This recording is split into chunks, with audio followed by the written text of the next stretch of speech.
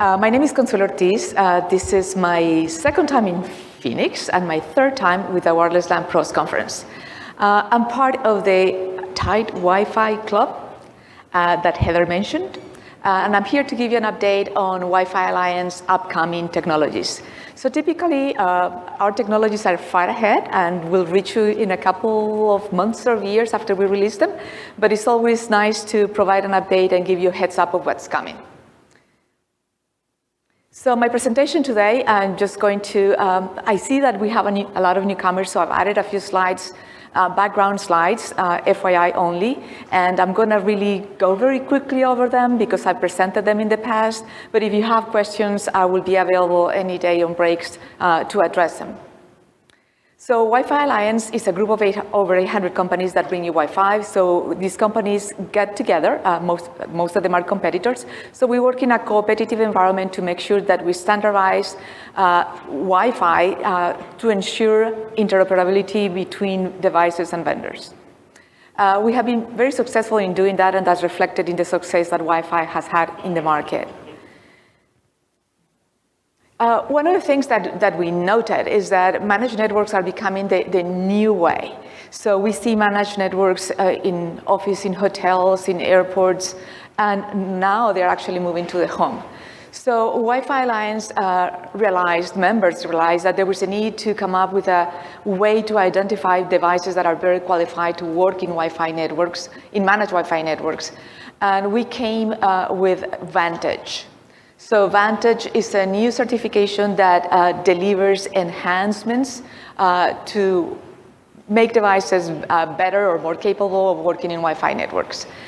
In the beginning, we started with the idea of carrier Wi-Fi, but then we realized that managed Wi-Fi is not just about carrier networks, but in reality, there are a lot of them, and we tried to cover all of them. So with Wi-Fi Vantage, we came up with 3 pillars: mobility, manageability, and performance. And they're provided with several standards that have already been released, and some that were upcoming. So the first release of Vantage relied on Passpoint that ensures quick connectivity, secure connection, and the features of 802.11ac.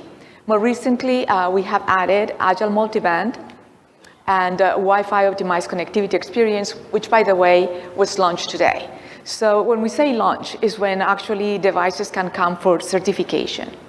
And my presentation today will spend more time dealing with optimized connectivity. So I'm not going to talk about Passpoint and AC, we covered that before. I'm going to give a brief reminder of Wi-Fi Agile Multiband is basically KVR. And KVR 802.11, V802.11r, that has been in the market for a very long time. And a lot of devices already have implemented bits and pieces of it. So the idea behind Agile Multiband is to find a way to standardize the way devices implement KVR in the market. And the certification for Agile Multiband was launched September last year. And now we're starting to see device certification ramping up.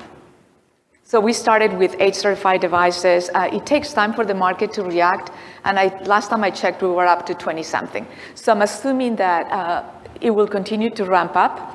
And the next time I see you, will be able to report much more devices. So the bulk of my presentation today is about Wi-Fi optimized connectivity. So Wi-Fi optimized connectivity, my Spanglish sometimes gets in my way. It adds 802.11ai, that is fields. But it also requires Wi-Fi Agile Multiband as a prerequisite. So basically, we have the power of the network steering that Wi-Fi Agile Multiband provides with all the expeditious ways to find and associate to networks and reduced frame overhead that 802.11ai brings to the picture. So we have optimized network discovery, optimized authentication, link quality assessment, and efficient transmissions. And by efficient transmission, it's just minimize that time overhead. So in terms of network discovery optimizations, there are some things that were mentioned earlier today.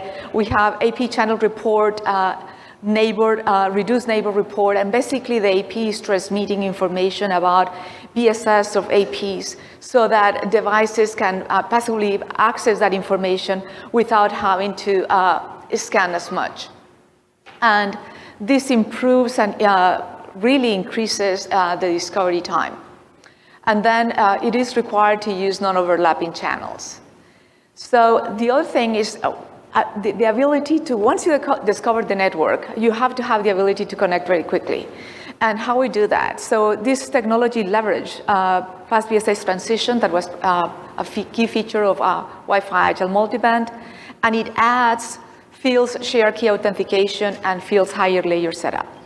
So with these technologies combined, we can ensure that we can connect quickly. So we first discover the network very quickly and now connect quickly to the network.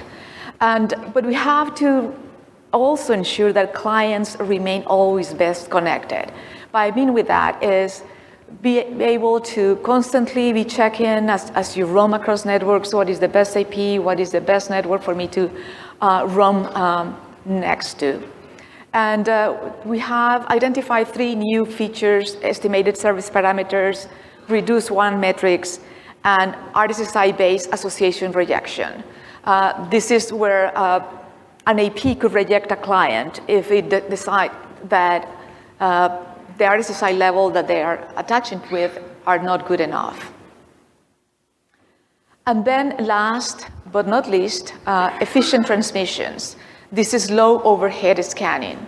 So a lot of it is done with fields features, fields discovery frames, broadcast probe response, probe deferral and suppression, and beacon frame minimum transmission rate, which ensures that we don't have a lot of inefficient use of the spectrum, that we are reducing the amount of overhead frames so that user not just can connect quicker, but that the spectrum is freely freed, especially in crowded environments.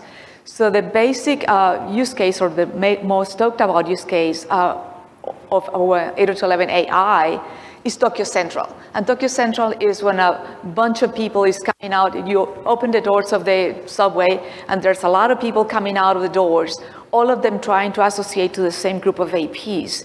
This is a chaotic radio environment, and 802.11ai, and therefore Wi-Fi optimized connectivity, is very suited to work in that type of chaotic environment because it reduces significantly that amount of frame overhead as clients are trying to associate.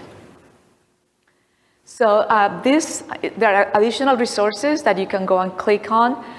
One is the press release that came out today, and additional collateral that explains more about Wi-Fi optimized connectivity and Vantage.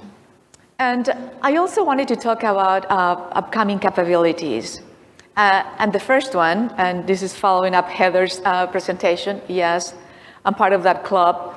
And yes, we don't talk about things that are, openly talk about things that are not yet here, but I could tell you that, as Heather indicated in her presentation, that we're coming with advancements and improvements to Wi-Fi protected, and we have them, improvements to WPA2, and we're going to introduce a new WPA3 with increased and enhanced capabilities. Keep your eyes open. More information will continue to come out, and we expect to see this year. The other features that is coming, or the other certification, is device provisioning.